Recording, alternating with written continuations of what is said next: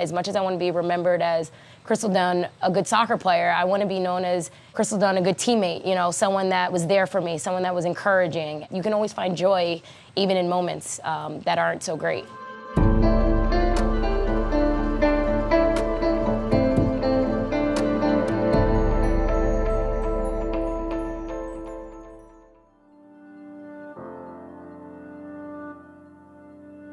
That whole day I was like just silent. I didn't even know what to say. I always go back to that phone call and kind of just hearing Jill's voice, and I was actually with my parents, so it was even more sad because they were sad for me, and it's just not making that World Cup roster was soul crushing. I don't even know how to really explain it. There's so many words in the vocabulary that I could use. Fast forward, the season begins. I just remember being in a slump, going to training. I was sad. Watching Crystal handle the disappointment of not being selected, as a coach and as a friend, you sort of step back and you look at this and you sort of fold your arms and you say, okay, what happens now? I just remember there was something in me that clicked. Mark Parsons was like, Chris, put that behind you. We got a season to prepare for. And he played me as the 9, and it turned out to be one of the most incredible seasons I've experienced as a pro. Crystal Dunn has proved that she belongs. 13 goals so far in this 2015 NWSL season. Here, post ball, and it's a second one. Crystal Dunn celebrating like it's her 14th. The lesson that I learned is you just have to trust yourself. You trust in the journey, you trust in the fact that this is a setback, but that doesn't mean you're gonna constantly be in this low point of your life. It's one of those things where you have to go through a low to shoot yourself back up. And I'm really just happy that I bounced back so quickly. You need to enjoy doing what you do. You can't just play just because other people want you to play. And I had to find my joy again for the game.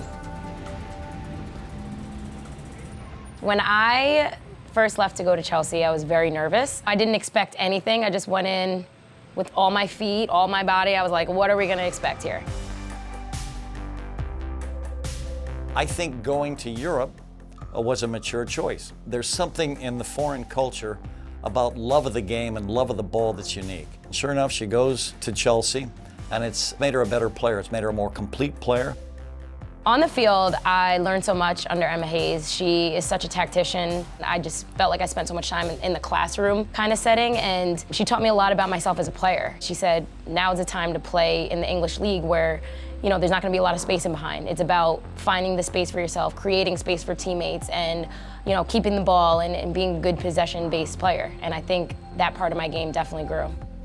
Now that I've returned back to the US, looking back, I got everything that I wanted out of my time at Chelsea. For me, I really had to leave the country, I think, to get that experience.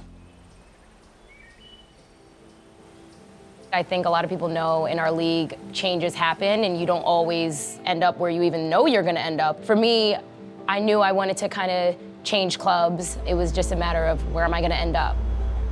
North Carolina was on my list, and there were so many great things that I knew about Paul and the team, and luckily I had ended up here, so that was great for me to end up on a team that I wanted to play for. And now that I am back, I feel like I've never left North Carolina.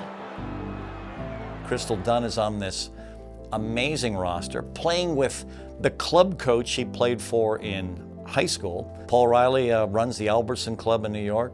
She's a graduate of Albertson. All of a sudden it was a reuniting, this club coach and one of his wonderful players, and then certainly marrying his team to our campus, to Crystal coming back. It was a marriage made in heaven.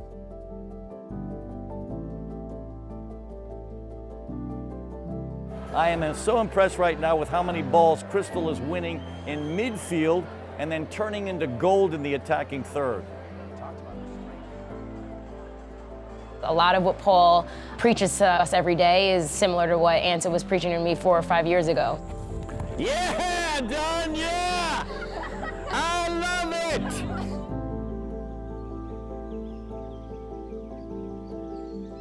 it! Just being back here makes me remember how I was as a younger player. And Anson was someone who instilled so much trust in me, and he was like, I believe that you can do it. Anson is almost like a father that you don't want to disappoint. He's just someone that I'm like, I would love for him to be a part of my life in every way. Joy of life. Joy of life. She has this incredible joy of life.